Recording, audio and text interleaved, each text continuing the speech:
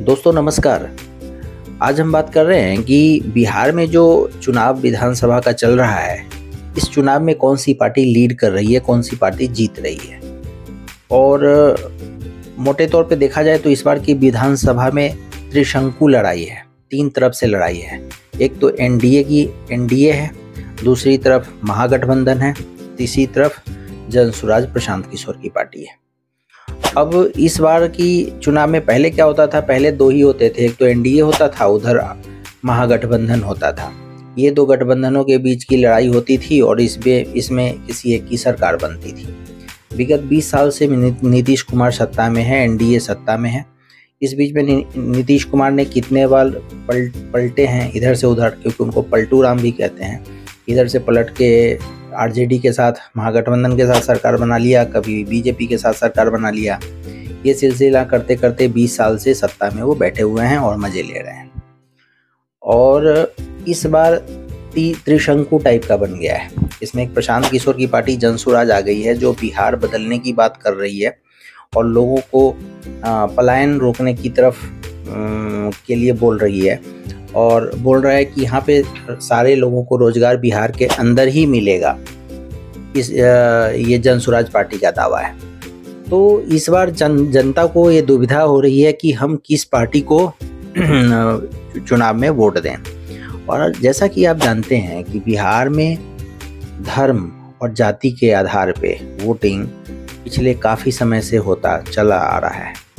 बिहार में जाति प्रधानता कुछ ज़्यादा ही दिखाई देती है और नेता लोग तो जानबूझ के जाति के आधार पे लोगों को बांट देते हैं आपस में, ताकि लोग के आपस में जो है ना यूनिटी रहे ही नहीं और लोग हमें वोट दें और हमारी सरकार बन जाए। और जैसे ही एक बार सरकार बनी, 5 साल के लिए सत्ता में आते हैं, मलाई खाते हैं, दबा के पैसे की चोरी करते हैं, भ्रष्टाचार करते हैं और मालामाल बन जाते हैं। और जनता 5 साल कैसे उनका समय बीतता है उससे किसी को कोई लेना देना नहीं है। न ही नीतीश कुमार के सुशासन को कोई लेना देना है, न ही लालू प्रसाद यादव जब सत्ता में 15 साल तक बैठे थे तो उनको लेना देना था। और अब की बार तो तीसरी ये जनसुराज पार्टी एक आई है, ये दावा कर रही है कि हम आपको रोजगार यहीं पे देंगे, बिहार का पलायन रुकवाएंगे, बिहार का विकास करेंगे, बिहार में औद्योगिकीकरण के लिए हम पूरी कोशिश करेंगे। अब जनता इस प्रशांत किशोर की पार्टी पे कितना विश्वास करती है, ये जनता की मानसिकता पे निर्भर करता है, जनता की साक्षरता पे निर्भर करता है, जनता की सोच पे निर्भर करता है। अगर जनता समझदार होगी तो सोच समझ के ही वोट करेगी, चाहे वो एनडीए के पक्ष में हो या महागठबंधन के पक्ष में हो। जो बिहार के विकास के लिए, बिहार में रोजगार के लिए बात करेगा, जो बिहार को औद्योगिक इंडस्ट्रियलाइजेशन करेगा, उस पार्टी को वोट देना बेहतर है।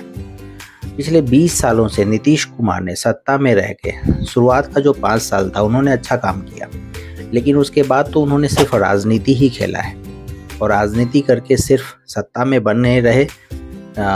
शराब पे जो पाबंदी लगाई, उसमें शराब में पाबंदी क्या लगी, उससे ज़्यादा तो कालाबाजारी शराब की होने लगी।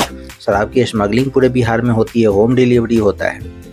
तो क्या फ़ायदा इस ऐसे शराबबंदी का, और उससे गवर्नमेंट की रेवेन्यू भी डाउन होती है। तो इन्होंने जो एक्शन लिया भी है, बहुत सारे एक्शन में कोई दम भी नहीं है। और ग्राउंड लेवल पे देखा जाए तो पिछले 15 सालों में नीतीश कुमार ने बिहार में सिर्फ इंफ्रास्ट्रक्चर में थोड़ा बहुत काम किया है, बाद बाकी रोजगार, पलायन, इस पे इनका 0% का काम है और इन्होंने कभी भी कोई काम नहीं किया है। और आरजेडी का तो जंगल राज का पहले का 15 साल का रिकॉर्ड है, जिसको देख के जनता उनको वोट पिछले 20 साल से नहीं कर रही है, उनको बहुमत में नहीं आने दे रही है। अब इस बार के चुनाव में जनता को सोच समझ के, समझदारी से अपना वोट देना चाहिए और बिहार के विकास में अपना योगदान देना चाहिए।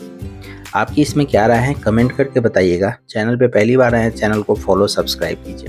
Thank you very much.